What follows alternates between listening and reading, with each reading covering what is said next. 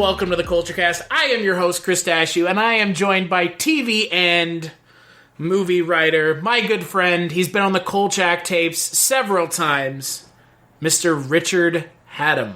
Sir, hello.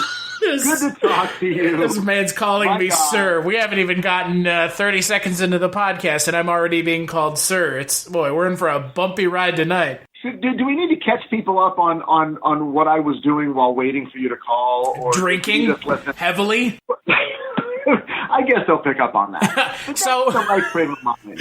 So, a couple things before we start talking about the film Lost Souls from 2000. This is your first time on the Culture Cast, so I give everybody a little bit of time to kind of introduce themselves, a little bit of an idea, their background. So, Richard, you work in the industry. So, what have you done? What have you written? What would people know that you've done?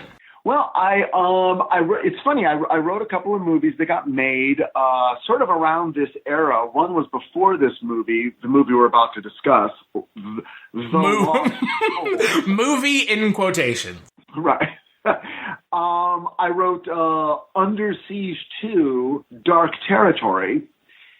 And that came out in 95, and then in 2002, a movie came out called The Mothman Prophecies, and I wrote that one. Which is, a film that I have nothing but the praises to sing of, because I love that movie. And it's not just because we're friends. I swear to God. You have no idea the chance I took claiming credit for that. I just, because, you're the mean guy, and I my attack, so I wasn't sure what to say. So here's the thing. Here's the funny thing. I might be the mean guy on the Kolchak tapes, but that's because I'm a co-host. This is my podcast, so I'm not the mean guy here. I'm just the... Wait, are you saying that you and Probuscus do like a good cop, bad cop, good podcaster, bad podcaster? Did you just call him Probuscus or Probiscus? Yeah. Isn't that his handle, Probuscus? Isn't that his thing? I'm glad I'm not the only one. Yes, at ProBoothcast is our good friend Mike White, the host of the Kolchak Tapes, a podcast that I just participate on. Oh my God! Wait! Oh, I didn't realize. I'm learning. I figured I'd do no research and just walk in blind like a total asshole. So here I am. But look, let's put it this way. I had a lot of fun on that podcast. Let's see how this one goes. Yeah. So now that you know kind of who Richard is, and you didn't mention what you work on now. Now I am a big old writer on a show called Titans, which is on DC Universe. And we're airing our second season right now. We just did episode 7. Episode 8 comes up this Friday. So the minute you subscribe, you get all the episodes up to the most recent one, and then there'll be 5 more after this for a season 2 of 13 episodes. I wrote 3 of them. I'm super excited about the episodes that I wrote, and I co-wrote the finale of season 2. So if you guys watch all of season 2, stick around for the finale. It's going to be epic. So let me ask you something. As someone who hasn't watched the show but knows about something that's going on in the show right now, whose idea was it to redo the Does Jason Todd Live Again thing from the comic books? Whose idea was that? Well, Jason Todd is, like sort of a fan favorite from the comic books, obviously, and from, comic book history, and certainly a favorite of Jeff Johns, who's one of the creators of Titans. And if you don't know comic book history, in the late 80s, early 90s, they gave the readers a choice, does Jason Todd live or die? Like, actually gave the readers the fate of the character is in your hands. Right. Well, but the interesting thing about DC, I think, and about Jeff Johns in particular, and Warner Brothers, I mean, the whole thing, they're very interested in just like, every version is a new version. So the characters are the same characters. They have the same basic personality traits, but the storylines don't owe anything to the past. So if 2 characters hated each other in the past, they may not hate each other now, or, whatever. We can sort of go our own way. There's, with Jason Todd, and I'm not a comic book guy, so it's kind of weird that I'm writing on this show, but, all the writers have been encouraged, just write original stories based on who these characters' personality traits are and see what happens. So, Jason Todd has turned into this amazing character on our show, played by the brilliant Curran Walters, who's just so great. I mean, he is a living advertisement for his own character. He is the character in so many ways. That being said, the character's trajectory in the comic books, the known path is very, very dark. So, and we all know that on the show. So we're figuring out how we're going to approach that. So you don't want to take credit for it, is what you're telling me. I can't take credit for anything except if you see an episode that has my name on it, you can come to me with your complaints. Let's put it that way. Okay, fans? Yeah, you don't want to give them that. You don't want to give people power like that. Come on. Come scream at me on Twitter. I'm easy to find on Twitter at Richard Hatem, and just hit me up and say, hey, that episode you wrote, I loved it. Or, man, that really sucked. I will be prepared for either reaction. It's really more the second one because that's the story of my career. But anyway. Oh, don't say that. Again, I love Mothman Prophecies, so. Well, we should, we could talk about that. We could do an episode about that if you want one. Let's have Richard on a podcast about the movie he wrote. Well, I mean, I won't be reviewing it, but I can answer some questions. That's true. Honestly, you know what? I think that is in order. However, as much as I would love to talk about Mothman Prophecies, honest to God, I'd love to talk about anything but this movie. We are going to be talking about a horror movie from 2000 called Lost Souls. I guarantee you've never heard of it. I believe in God and the devil. In fact, I know that they exist. You know why we're here.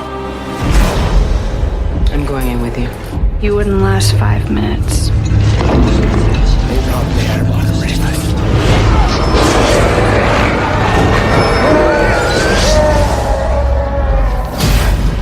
Once you face evil, true evil, you discover something. Peter Kelson, I assume you're familiar with the case of Henry Birdson. Yeah, what's that got to do with you? At the exorcism, Birdson boasted that Satan was about to take over the body of a man. You are that man, Peter. I know you don't believe me. Well, why should I? I was possessed once.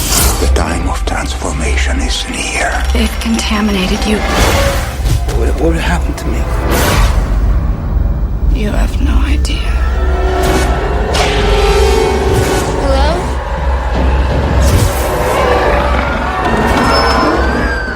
Watch out.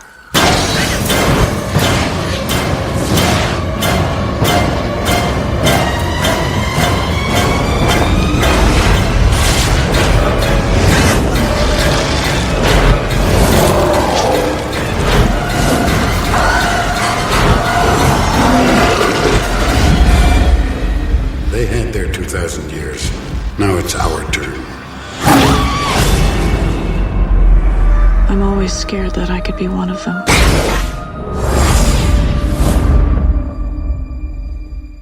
So it is directed by Janusz Kaminski, Janusz Kaminski, oh my God. I mean, he's a cinematographer to fucking everybody. Steven Spielberg, Cameron Crowe, everybody. He's worked a lot with Spielberg. He's worked with Spielberg on Schindler's List. You may have heard of that movie. Amistad, Saving Private Ryan, War Horse, Lincoln, Bridge of Spies. He worked on the last 4 Spielberg movies, 5, 6, 7, 8. 8 Spielberg movies. Yeah, I mean, look, obviously this is a tremendously talented man. No one's going to deny that because we can't. Look, it's not going to stop me from shitting all over this movie. But... Well, that's a different story. Director on this film, cinematographer 99% of the time. Yeah. And these are, it might be worth a 2-minute discussion on the difference between a director and a director of photography for people who might not know. And believe me, I didn't know until I started working in this business kind of what that meant, because I always just figured, a director is the one setting up the camera and saying, here's the shot, here's how I want the lighting, here's what it's going to be. And it sort of is, but the director of photography conceptually comes up in collaboration with the director, a look for the movie. But it is informed by the director, and then the director of photography brings his skill to carrying out those directives. And in any successful collaboration, clearly Spielberg is one of them, there's a meeting of minds, they enjoy each other's company, because God knows they're together forever on a set. And they come up with something they both like, and they figure it out, and when the movie's over, they both feel creatively fulfilled. But that's very different than directing. So when a director of photography, or really anybody, a writer, an editor, whoever, moves from whatever their little bailiwick is into the role of director, suddenly things change. And I think we're witnessing a little bit of that in Lost Souls. Oh, I don't know if that's all we're witnessing, because Jesus Christ, this movie is... Okay, so aside from the fact that Janusz Kaczynski is a talented director of photography, and we'll get into whether or not he's a talented director, the film stars Winona Ryder, it stars Ben Chaplin, it stars Philip Baker Hall, John Hurt, Elias Koteas. This movie is not lacking in quality actors. However, what about Philip Baker Hall? No, Philip Baker Hall, Jesus Christ, we'll even get to that whole thing. So the entire movie, while there is a plot on IMDb, I honestly don't know if I could really tell you the plot of the film.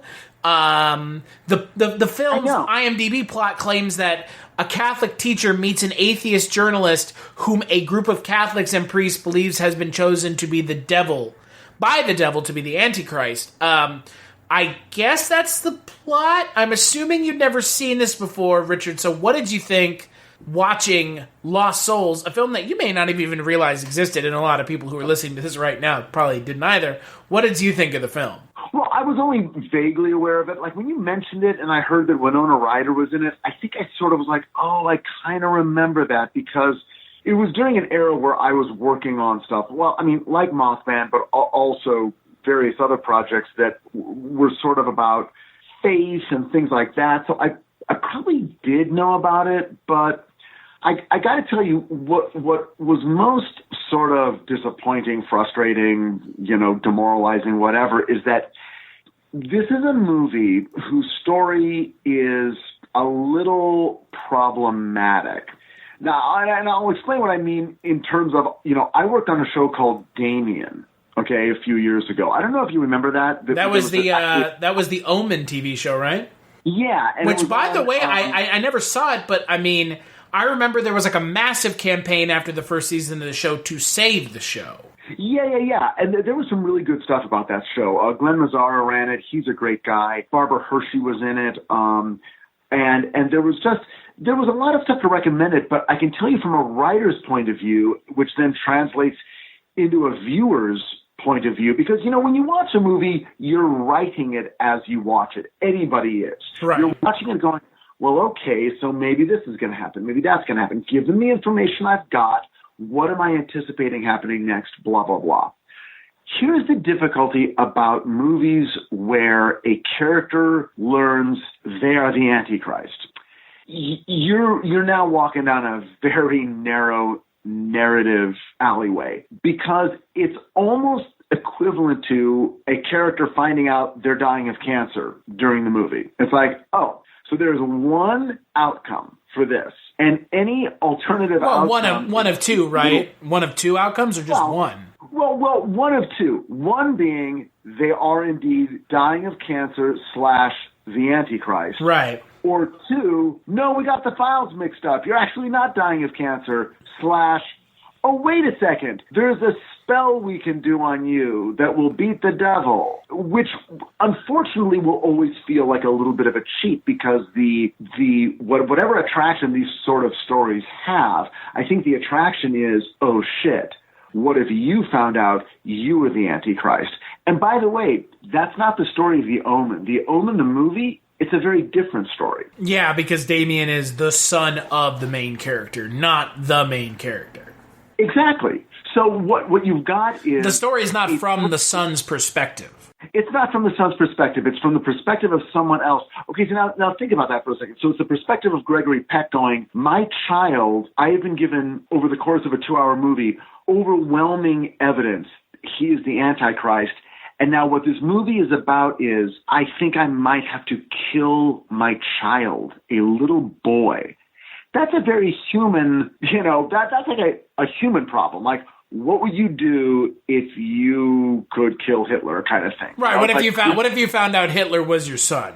Right. And do you believe all this stuff? And what are the risks? Now, Lost Souls could have done that if it had just stayed in Winona Ryder's point of view, but it was fucking all over the place. And so it becomes a story of kind of also about a guy slowly coming to realize, oh shit, I think I am going to be the Antichrist tomorrow at 4:55. Which then becomes 666. By the way, why is his... Oh, come on. Like, that's not the biggest problem in this movie. Oh, Jesus Christ. I'm sorry. Why is his car clock the ultimate arbiter of... Oh, my God. I was going to spare him until it said 666, and then I shot him. Like, what the fuck? My car clock is never accurate. It's not like they're using the fucking, nuclear clock in Geneva. He's using the clock on his Hyundai or whatever it is. But it said 666. The devil is coming. Like, oh no. Like, what the fuck? No. Oh, I mean, so it's, so you look at it, is the actor named, is it Ben Chapin or Ben Chaplin? Ben Chaplin. Okay. Him I actually kind of liked. And I don't know where he's been. Has he done anything since then? Murder by Numbers. Oh, boy. No. Well, that's unfortunate. Oh, no, he was the main character in The Truth About Dogs, Cats and Dogs. That's right. Fuck, but, man, that's before this. That's before this. That's before this. So... Did this movie, destroy his career? Because I liked him. I mean, I guess, because looking at his credits post this movie, I don't know any of these movies, so... Oh, that's too bad. Meanwhile... He was in a movie with Nicole Kidman in 2001 called Birthday Girl, but, I mean... Oh, boy. That doesn't sound promising. He must be busy because I reached out to his agent and I never heard back from his agent, so he must be busy doing things. Otherwise, why else wouldn't he want to talk about this movie, right? It's not like the movie was terrible. I don't know. It's hard to tell. Agents are very protective of their clients. Maybe he felt that we would not treat this movie with respect. Well, I can tell you that if he was on this podcast and I had gotten to talk to him, I might have treated it with a little bit more respect than it's about to get. Well, yeah, because then we'd be going, hey, what was your experience on the film? Was it a good experience? Were you confused, frustrated, sad, and demoralized by being a part of this? All of the above. How can I just put E, all of the above? I will tell you what this movie struck me as when I was watching it. This movie, I found out a better title for this film than Lost Souls. The title for this film should have been End of Dumb, because it is like End of Days, but not entertaining and really, really, really fucking stupid. Well, it's almost like a movie that it depends on all of us taking the Bible really seriously. And yes, I know that his character he's the atheist. But when does he say he's an atheist? Well, but isn't he the one? It's sort of, they present him as, evil is a, man-made construct. There is no. But what does that have to do with atheism? Why? I would not infer you're an atheist by saying evil is a human construct. But you know what it is. It's like Bible literalism. Sure. Everything else, And what it does is, I'll give it this. It's like, okay, they went the one direction you could go, which is, at first you're sort of afraid of the people who feel like, who are believers and are like, oh my God, this thing is really going to happen, but we're with the church and we really believe that the devil is going to become embodied, and it's actually happening right now. Okay, so right. That's the first part of the movie. Then the twist.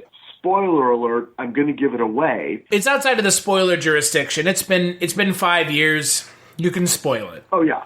Okay, so 5 years. Anything after 2005, and we're in fucking 2019. Yeah, exactly. So. Anything since 2014 or earlier can be spoiled because you had enough time to watch it. Right. And if you watch this movie, why? Like, what were you doing?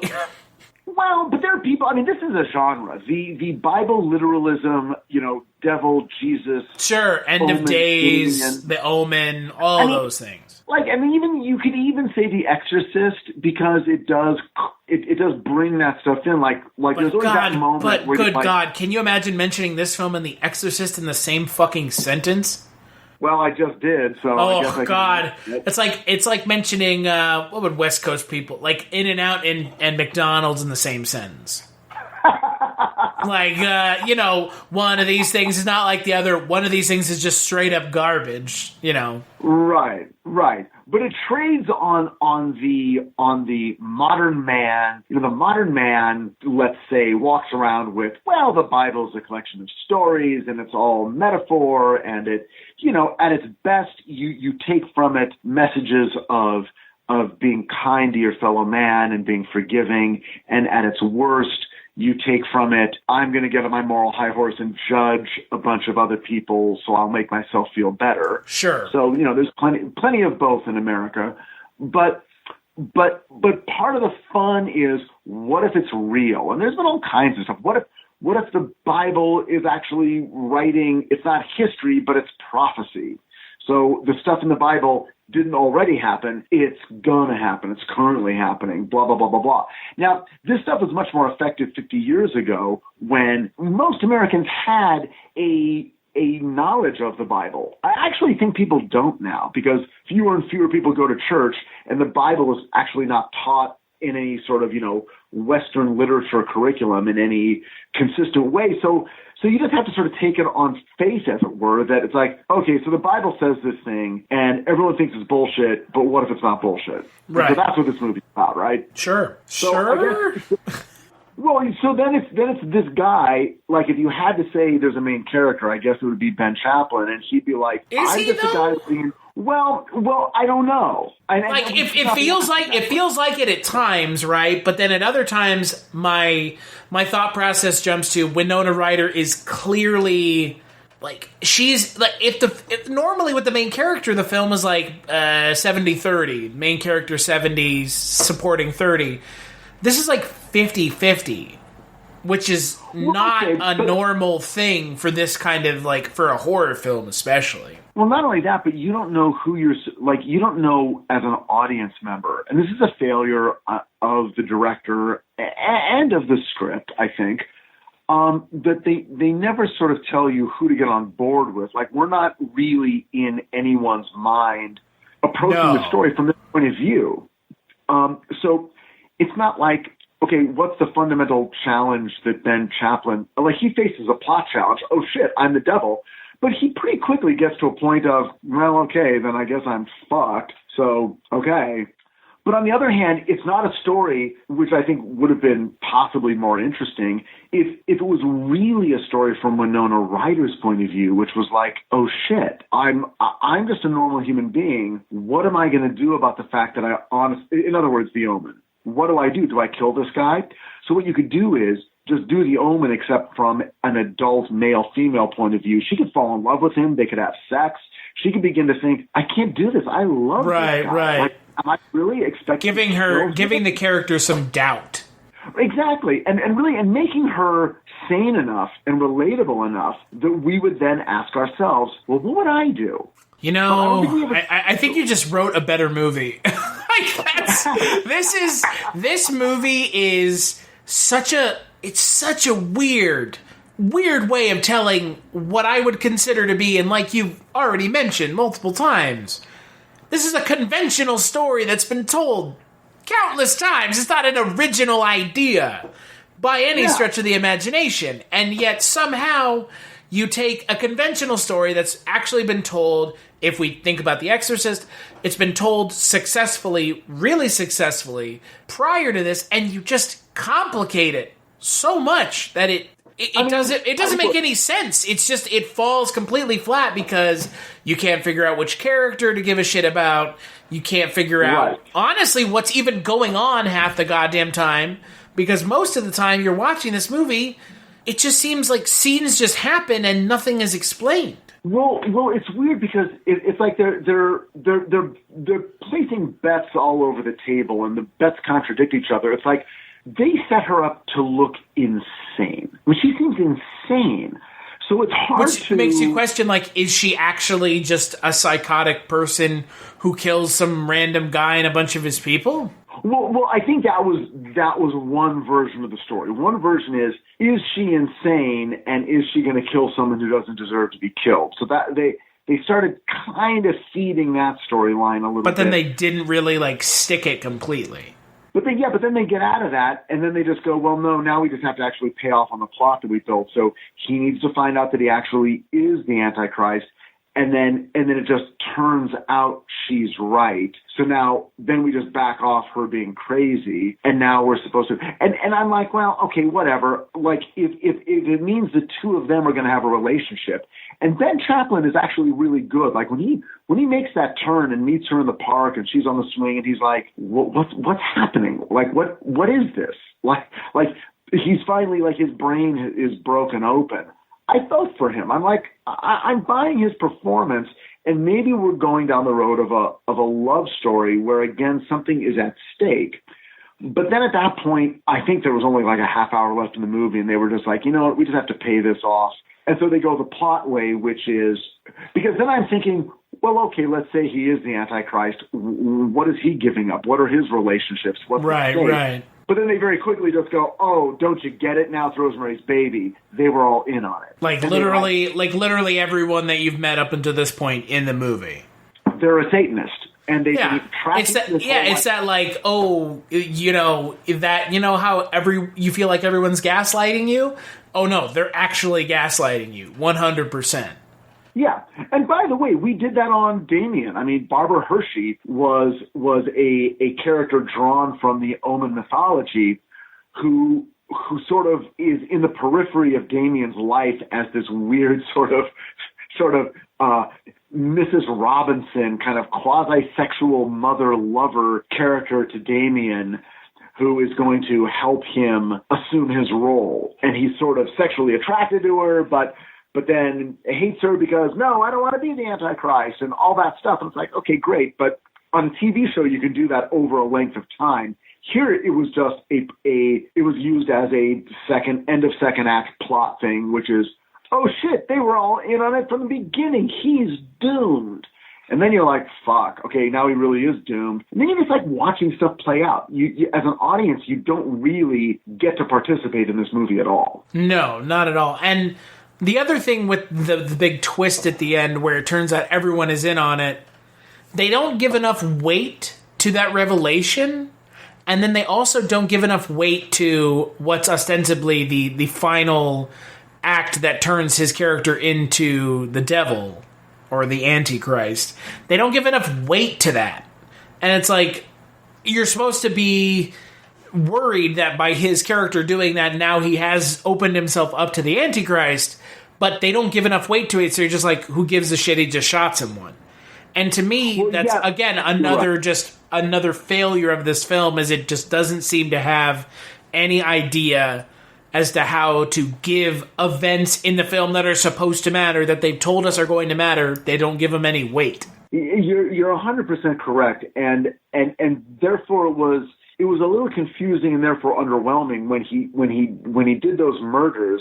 It's like, well, wait, does that make him the devil, or is he the devil anyway? And now he's just flailing, you know, and there's no conversation in the car. There's nothing like, you know, hey, you shouldn't have done that. That was the last straw, or anything. Like, they literally said, if you kill someone, you become the devil. That's what Winona Ryder's character says, and then he does it anyways. It's like, you need to give some weight to this scene, because otherwise, like you said, I don't interpret it the right way then, if that's the possibility. Like, we don't interpret it one way. If they're trying to get us to interpret it the way of, no, he becomes the devil because he did that. Well, exactly, but like we weren't told, like, oh, so if he didn't do that, he would not have been, like. Exactly. If he hadn't done it, would he have become the devil? And that's not. They don't address that at all. No, because everything up to that moment was, well, you're going to become the devil, so you don't really have a choice, and you're fucked. It doesn't matter. It doesn't matter if you're in love. Doesn't matter if you've been a decent guy. You're fucked. And then at the 11th, 12th, 13th hour, they go, oh, wait a second, don't kill anyone, because if you do, then you be, like, again, if he didn't do that, if he did not kill those people in that church minutes before the moment of his 33rd birthday, would that have saved him? Like, was she like, oh, I figured it out. Here's all you've got to do. Don't kill anyone for the next 20 minutes. How did you interpret it? Well, it was tough. I don't feel we were given the information, so I just sort of feel like those deaths didn't matter. That was him just acting out a very human reaction to a betrayal and a very human reaction to feeling. Considering how the guy is now actually his dad. Right, but it's not like Winona Ryder didn't fall to her knees in the church screaming, "No, you idiot! Now it's impossible! Now I must kill you." They defer and defer and defer, and they still want you to care in the final moment. It's like, oh, what's she going to do? And he's like, oh, hey, the clock changed. I guess I'm fine. And we're supposed to care like, oh, shit, no, don't believe him. He's the devil. Like, they keep changing the story agenda. And that's what you do when you're not clear on what you're doing. And again, it's like I wasn't there when they made this movie, so I don't know who to point the finger at, whether it's the screenwriters or the director. But someone along the line should have said, guys, we keep moving the goalpost every 15 minutes in this movie. The audience is going to check out and just go, well, okay, I don't know what the fuck is going on, so I'm just going to wait for this to end, which is what you and I did. Well, and the other thing about that is, you know, if you keep not giving the audience stakes, but by not giving them stakes, you just keep...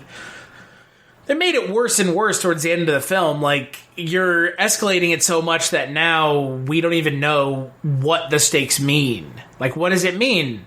What does it mean now? Like, what does him becoming the devil mean? We don't even know because they've not been able to explain to us, the audience, at all how the devil even factors into the story of the movie. Or how it factors into the world, or why.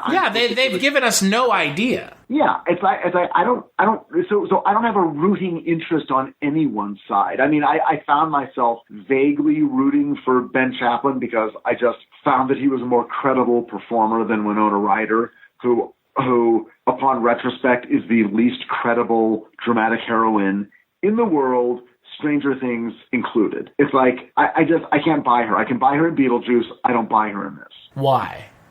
Because she doesn't, first of all, she does not, you know, if you're going to cast someone who's partially insane, they hit the mark. She doesn't come across as as a performer, she does not come across as a genuine, sane human being. So that's why you cast her as a person. Is it her eyes? Is that what it is? I think it's her eyes and also her just overall skill level at presenting another point of view. I don't think she has a ton of arrows in her acting quiver, so she does the best she can, but you've got to use that in a particular way. And by the way, there's a lot of actors who don't have it. I mean, you know, Clint Eastwood doesn't have a lot of arrows in his dramatic quiver, but as long as you keep it in that range, he's going to be awesome. You have to play to the strengths. And that's what this movie is lacking, because if they had played up her character more in that, like, indecisive middle of the road as opposed to staunch Catholic character, I think if they had played up that idea that maybe she is just crazy, if they had played that up more, I think there might have been more success to the film. But again, it's like there's more things wrong with this movie than just the mediocre plot that meanders. Yeah, you've got it comes down to point of view. Whose point of view are we in? Whose story are we watching? You can go ahead and make her crazy, get us out of her point of view, and just put us in Ben Chaplin's point or Chaplin's point of view, and just have us go, what if you were just a normal guy and suddenly everything in your world told you were the Antichrist? Now that's tough, because, the movie's got to end somehow, and it's going to end with his death. So then you got to put us in her point of view, and that's what they failed to do, is give her a credible point of view that a sane audience member could identify with on any level. You just got to go, here's a woman who's had an experience in her life that makes her feel that, oh, this stuff is real. But you know what? Broom out all of that shit and give us a happy, do it the way, look, when in doubt, do it the way Stephen King would do it. And the way Stephen King would do it is make her a mom with a couple of kids, and she's in the PTA, and she's got a job, and she's totally recognizable, and we love her. And then she gets drawn into this nightmare, kind of like the Dead Zone, where it's like, oh shit, I've got to kill the Antichrist, which is basically what happens in the Dead Zone. And you're like, what would I do? And that's why the Dead Zone is effective, and this isn't. It puts us in a credible, relatable point of view. This was just, hey, isn't religion scary? Let's just freak you out with images of Jesus and apparently water dripping, because there was a lot of that in this movie. Yeah, I don't know what the idea was, because, like you mentioned, it's not even like with the water dripping, and which is, it's not a trope, but it's a setting trope. It's an environmental trope of horror movies. Like, yeah, what was the idea behind not? Because it doesn't, even to me, it doesn't even feel like they really commit to it being a horror movie. Like, they don't commit to that. Like, they don't commit enough to the horror movie ideas. It's just like, oh, but because it's got the devil in it, it's a horror movie, like other, Rosemary's Baby, what have you.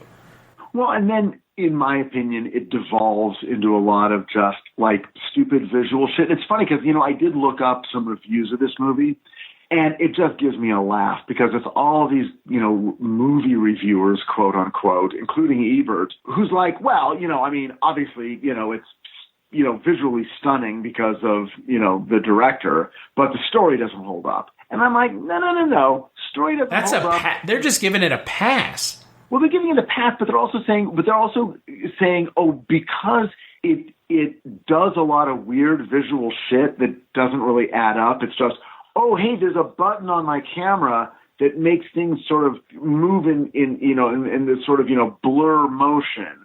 Or there's this thing that I can do that just by using a lot of that stuff, suddenly it's visually interesting. But it's all, again, when you're watching a movie, this is the sign of a director who doesn't know the story he's telling.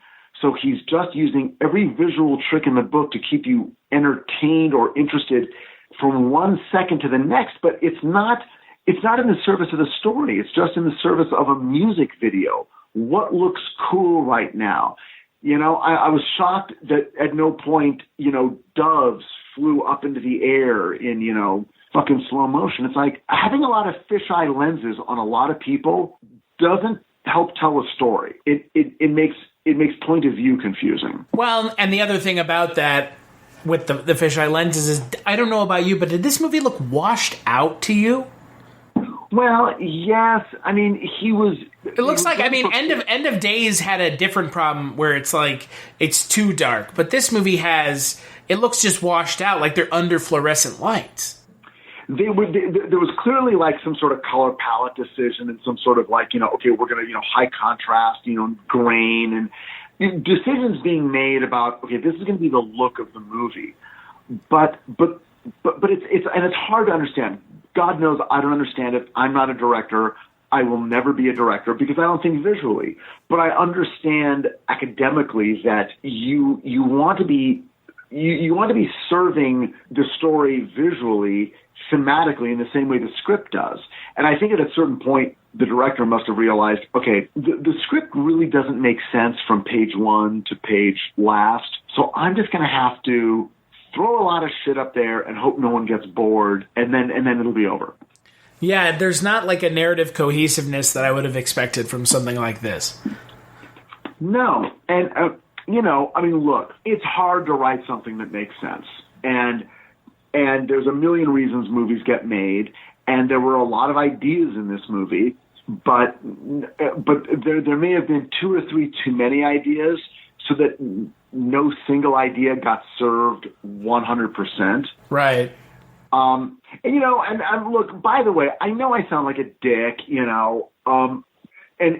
but as a writer, look, I've had movies, and believe me, Mothman got reviews where people were like, this is a bunch of shit, and there's no idea here, and it's just a lot of visual tricks, and Mark Pellington does blah, blah, blah, blah, blah. I didn't happen to feel that way, and, it's impossible for me to say because I was involved in the writing of the movie. It was my movie, so... Sure. You can't be unbiased. I cannot be unbiased, and I also cannot be... Yeah, I cannot be fair or objective at all. But I can be objective about movies I didn't do, and I can recognize the problems as you can instinctually when you're watching a movie and an hour goes by and you're like, what the fuck? Well, and that's the thing about this movie that you're right. I mean, it's an hour and a half long, and I couldn't tell you what happened in the first hour versus the second half hour. It comes to a conclusion that doesn't feel earned, but honestly, I don't even understand how they got there. Because it's so muddled. And look, I mean, the other thing that's kind of crazy about this movie is it was filmed in 98. It was going to be released in 99, but because of shit like End of Days and Stigmata, it got pushed a year, like 6 months later. So on top of that, they knew about stuff like Stigmata and End of Days. And so it feels like if you want to have like a fucking weird triple feature, you could do Stigmata, End of Days, and this movie together, and they're all in the same kind of oeuvre, as they would say. Right, and they all have to be looked at in terms of the millennium. They all have to be looked at in terms of late 90s paranoia, which you didn't live through the way I lived through it. You're a kid. I was a full-grown married adult with children when people were filling their basements with jugs of water and dehydrated food because of Y2K. And Y2K, which people probably don't even know what I'm talking about anymore, but Y2K was this weird literalization of millennial fears. It's like, on the moment that it goes from 1999 to 2000, somehow it's such a momentous change in our minds, the world's going to come to an end. And then in a weird way, a real-life counterpart to that was created, which was the Y2K phenomenon, which was this weird notion that somehow all computers we were using were designed with a faulty element, which was going to literally, like, planes were going to fall out of the sky. Right, wasn't it like because they couldn't count past the number 199 because they hadn't been programmed to go to 2? Right, so all computers were going to kind of fuck up. And it's really fascinating because it was also at a point where suddenly we were in the moments in the 90s where computers were about to take over our lives, and they were starting to, and this was part of our subconscious fear that then turned into a quote-unquote real thing that then didn't happen. But that didn't stop everyone from being terrified. And so in that decade, and especially those last 5 years, from 95 to 2000, there was a ton of, we're at the end of days. There was the Hale-Bopp comet, that guy with his UFO cult. And you mean our good friend Marshall Applewhite. Yes. Very good, sir. Heaven's Gate, man. You know what they say? White Nikes weren't in fashion for a couple years because of those people. Yeah, exactly. Yeah, they're to blame. Yeah, I mean, look, y'all would drink the Kool-Aid and you wear Nike sneakers, white Nikes together. Ain't nobody gonna buy white Nikes. Well, it was a weird time, and even that, look, between you and me, Chris, because we're the only people listening to this right now. It was a weird time in my life. I kind of felt like there was a lot of stuff coming to an end in my life. I mean, I was in a marriage that was coming to an end. There was a lot of this sort of like, wow, we are going over the edge of Niagara Falls. Now, of course, that feeling hasn't stopped. Everyone feels that way now. Sure. But at the time, it was a big this deal. was like before it was like within people's quote-unquote control. This was like outside of your ability to control. Yeah. Or ability, I guess more ability of someone tangible to blame. This was like an environmental end of the world. It's like, oh, there's a comet coming to hit the Earth, and then at the last second, at the 0 hour, it manages to deflect. Like, we don't have a choice because of an environmental thing, not a thing we can blame someone. Yeah, and I think a movie, and probably what attracted them, was the notion that, hey, we are coming into the last few years of this century, and these stories are going to resonate with people. And there's a way that the story of Ben Chaplin's character, that's going to resonate, because he feels like, shit, I'm doomed, and I don't know why, and there's nothing I can do about it. But what's interesting is that, he gets killed, and then Winona Ryder just walks away, and you're kind of like, well, wait a second. Now, shouldn't we sort of be on her and her reaction to what she had to do? You would think, right? Did she have a reaction that you She noticed? just kind of got out of the car, and that was it. Yeah, so, okay, she's going to, I guess there was no weight to this decision that you had to make.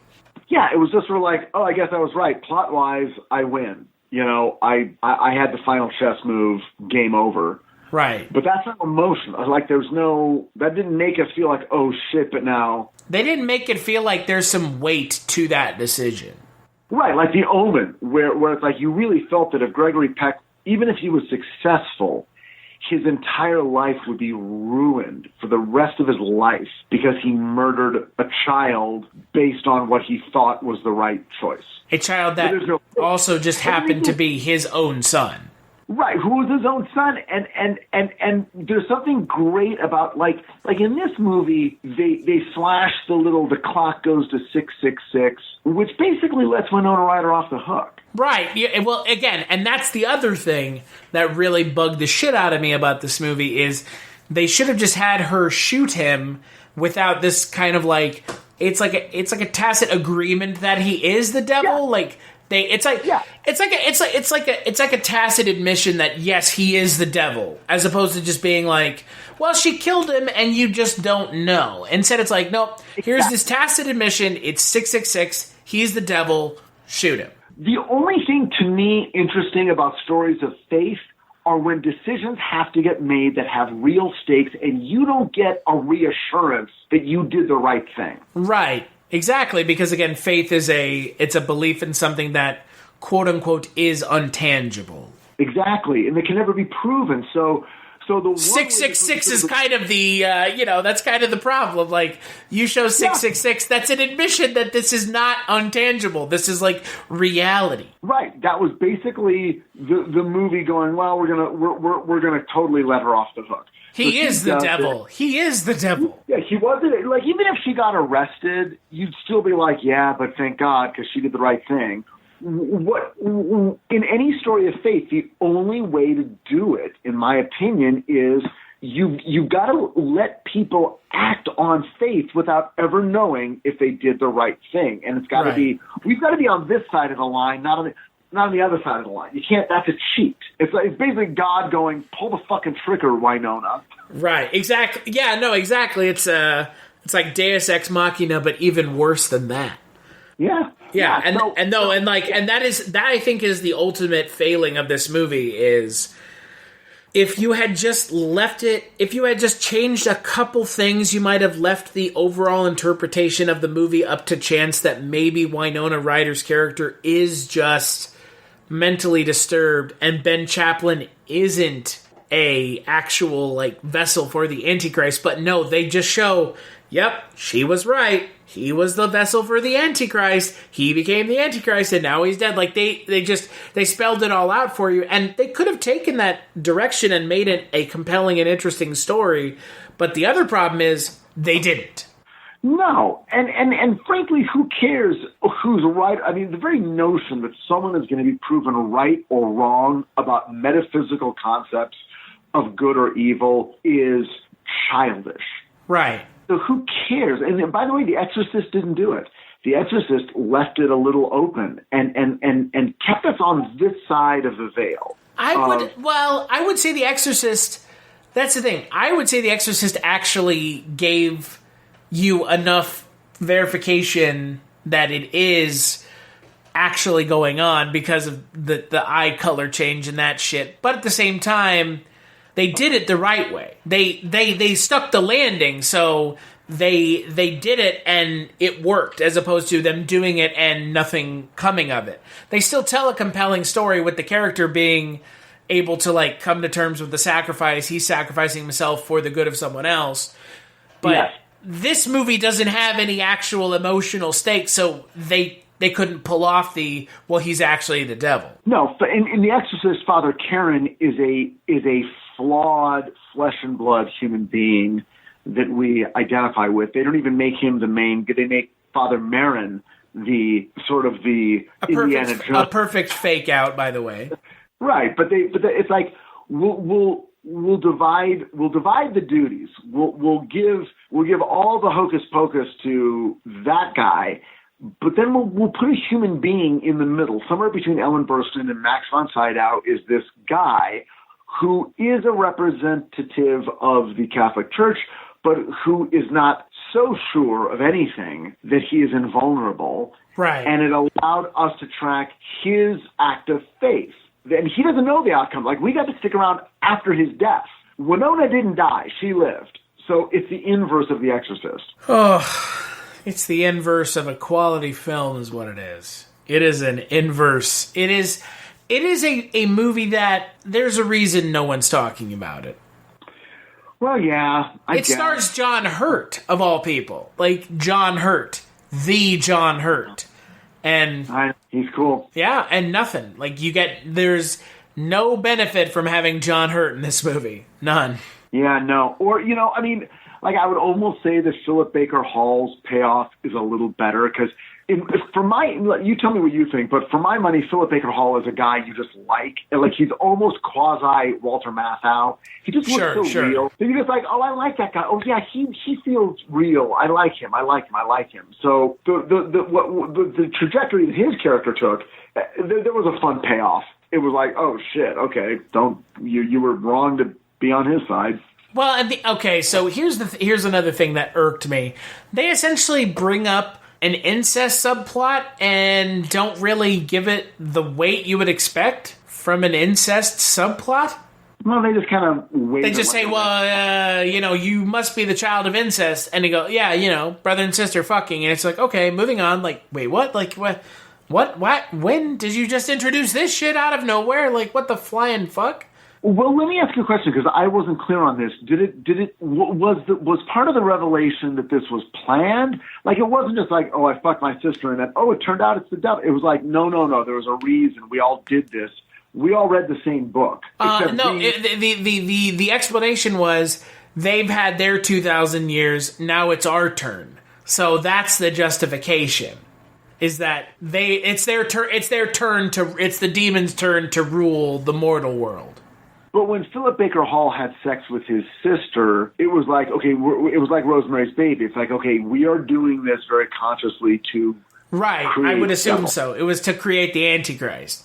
And then he had to kill her, too, to make the kid the Antichrist. Yeah. Sure. It's super familiar. And then the notion is just like, oh, but it'll be great because now we'll be powerful because we're on the devil's side. Which there's always some logic to that. I mean, certainly nowadays, if I just serve the devil hard enough, everything will work out. And it's like, it's kind of like a proto-Hereditary, because like was in Hereditary too, like that whole let's bring upon the devil, and if we bring him back because we helped bring him back, we'll be at his right side. Yeah, like we'll be on his good side. We'll be the Death Eaters to Voldemort. Exactly. We get to do whatever we want because we've aligned ourselves with the devil. Yeah, don't forget, devil. We were always on your side. Exactly. Always, every press conference, we defended you.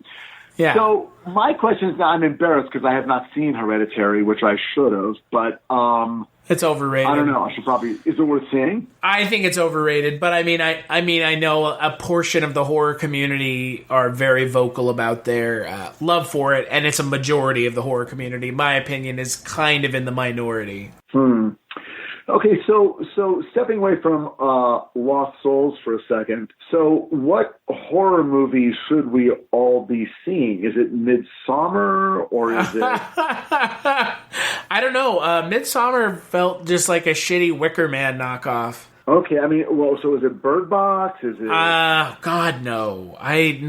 God, no. Again, like... I don't know, like, do you, I mean, are you a fan of the horror genre? You know, you're on a horror episode right now, but are you a fan? I mean, you must be. Kolchak, right? Kind of horror adjacent. Look, I like Kolchak, but weirdly, I'm not a fan of the horror genre. Part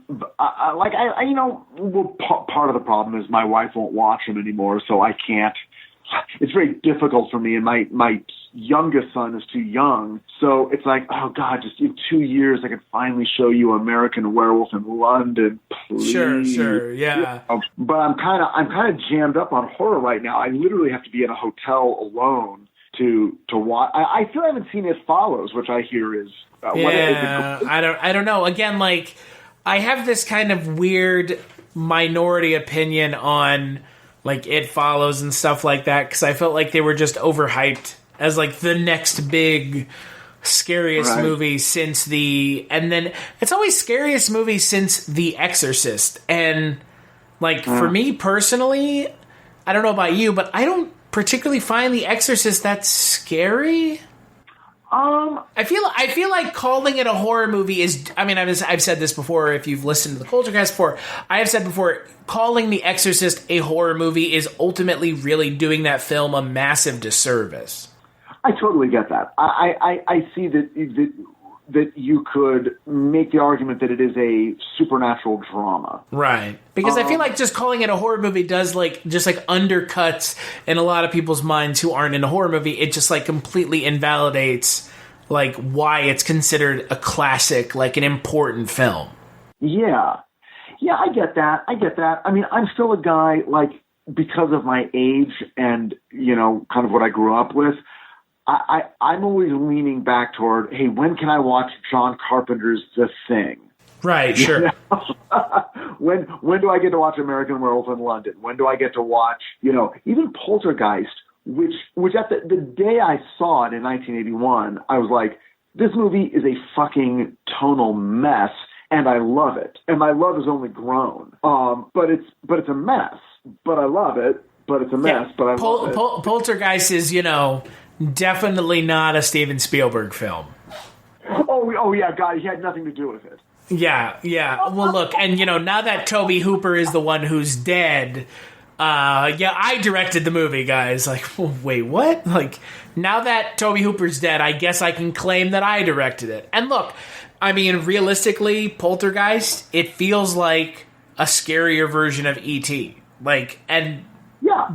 Well, which, I mean, look, I don't know if you're joking or not, but the movie is let's just put it this way. It's overwhelmingly a Steven Spielberg movie. Oh, no, I'm not joking. I'm being dead serious. Like, I honestly believe now that Tobe Hooper is dead, Steven Spielberg is just like, yep, that's my movie. Like, well, I mean, and look, because honestly, it is a Spielberg movie, 100%. Yes, it is. And he clearly, if he did not literally direct it, his directorial hand is all up its ass. Oh yeah, I mean it's like it's Jaws but with a ghost. Like that's really what it is. It's not any scarier than Jaws, like at all. And by the way, people get pissed off. You realize there are entire Twitter feeds devoted to defending Tobe Hooper as the author of Poltergeist. My feeling is, look, forget everybody, just forget everything. Tobe Hooper made a great movie called Texas Chainsaw Massacre. Yeah, like that movie is better, 10 million times better than Poltergeist. Like Texas Chainsaw Massacre is its own thing.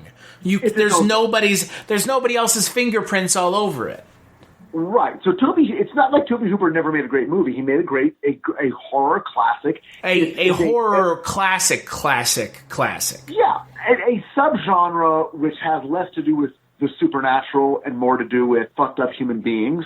But great. It's a very scary movie, and I give it every last bit of credit that it deserves, and I believe it deserves it, as I believe that Poltergeist deserves credit as if Steven Spielberg was going to make a horror movie, this is the horror movie he would make.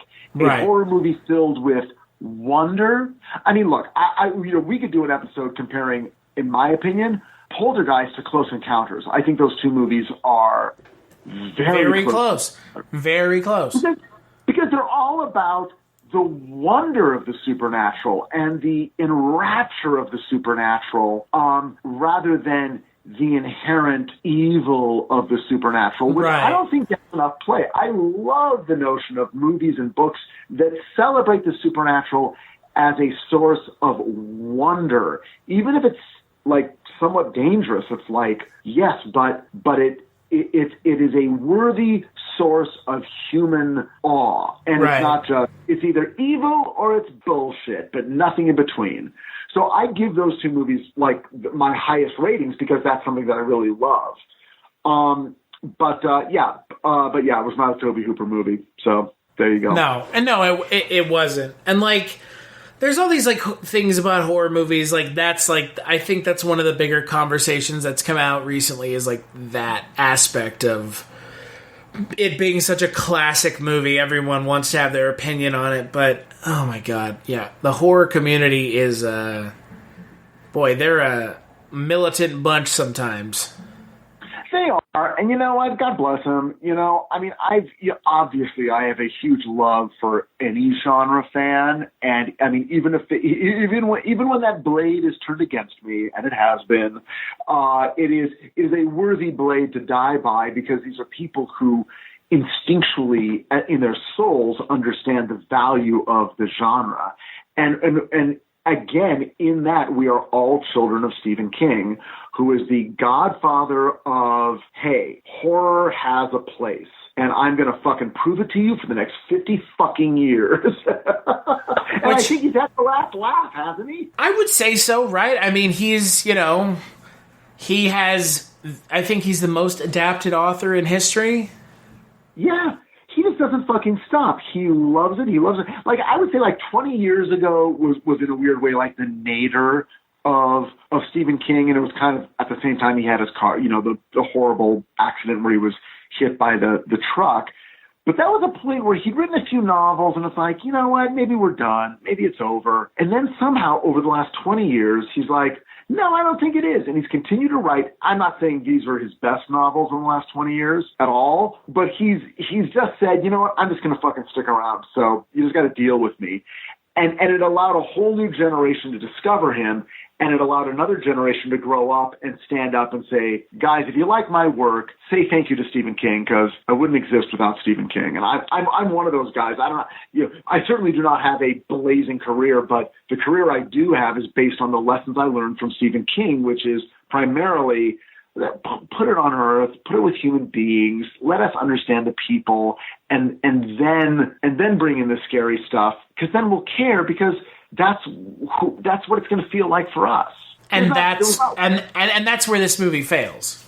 No, because right? there were no sane people in this movie except for Ben Chaplin, and he was never given to us in the narrative as our sort of standard bearer of normalcy and our eyes in, our way of entering the story going, hey, I'm a normal person like Ben Chaplin. I'm just going to be him. And then all these scary things are going to happen to me. Right. Let me ask you, final thought. Do you think he actually became the Antichrist at the end of the movie? Yes. Right? I mean, there's no other way to interpret it. The text didn't give me any other thing to think. Right. So yeah. I can't. What am I supposed to do? All of the plot, all of the mythology, and then the fact that he killed people. It's like, well, there you are. I mean, it would be heretical of me toward the text of the movie to assume any other thing. What it told me was, he's the devil. All this mythology is true. Winona Ryder saved the world. Whoop-de-doo. Well, and that for me is the biggest disappointment, is that you do have a character saving the world, and yeah, so what? Yeah. So what? So what would you give this film out of 5? Oh, out of 5? Yeah, out of 5. That's the meter we run by here on the Culture Cast. Out of 5. I would give it a 2 in that, like, it was not, I wouldn't give it a 0, obviously. Probably wouldn't give any movie a 0 unless it, was a snuff film. And a 1, I was like, you can't give something a 0 because it at least gets, like, what? It gets half a point just for putting its name on the paper? Yeah, like it existed, so it gets a 1. Exactly. I give this one a 2 because it had Philip Baker Hall. Like, it had actors that I like, Elias Koteas. It had, I think Ben Chaplin. To me, he's the guy I'd like to see on something. I'd be, he's, the poor man's Matt Dillon. I don't know.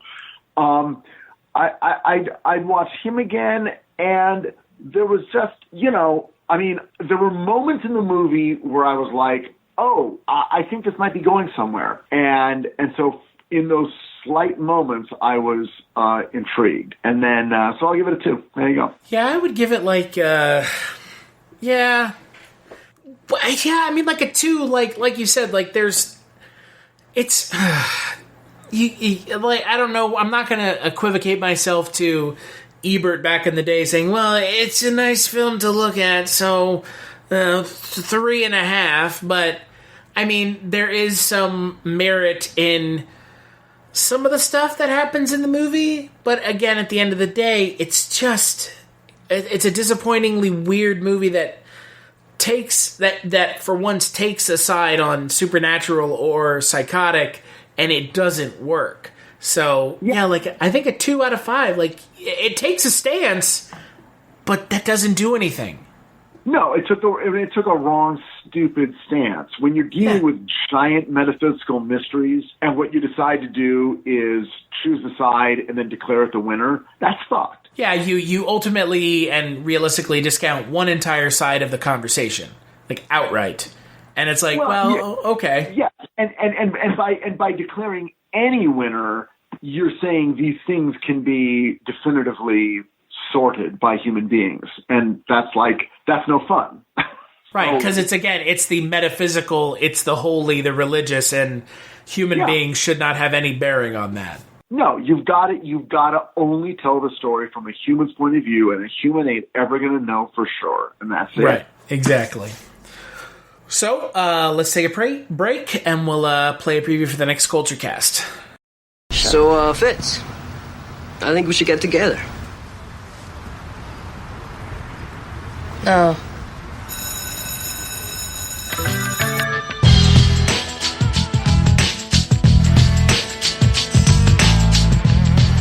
Out by 16 or dead in the scene, but together forever. United against life as we know it.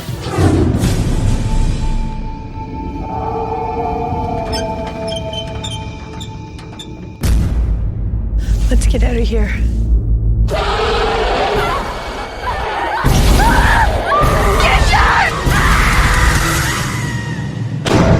What was it? A big dog, maybe? Whoa. Whoa? That's it? Whoa? Think you see werewolves a lot? Did I change last night? Howl at the moon? How do you feel? Wicked. This is a very confusing time for your sister. Boys, her body, trying to fit in. Hey, take it easy. Who's the guy here?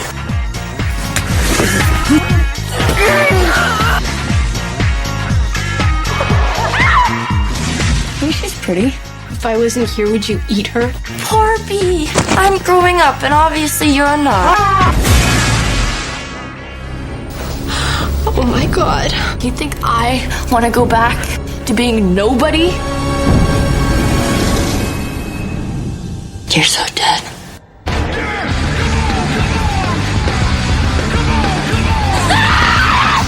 They're just being normal teenage girls. I'm not dying in this room with you! I'm not dying! I think she's gone.